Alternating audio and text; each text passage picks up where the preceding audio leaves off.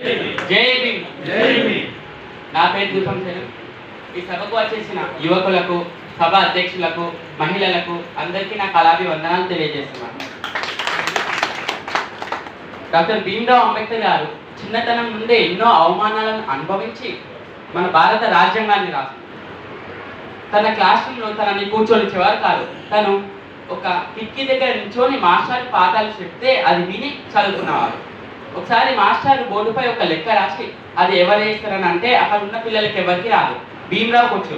నాకు వచ్చు మాస్టారు అని వెళ్ళి ఆ లెక్క చేయబోతుండగా అక్కడున్న పిల్లలందరూ నీకు ఆ బోర్డు ముట్టుకునే అర్హత లేదని అంటారు.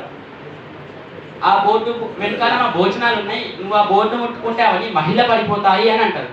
అట్లయితే మాస్టర్జీ చూసి మీరు ఒక్క పూట వినకుంటే ఏం కాదని భీమ్రావును ఆ లెక్క చేయమంటారు. భీమ్రావు వెళ్ళి ఆ లెక్క సరైన సమాధానంగా చేస్తారు.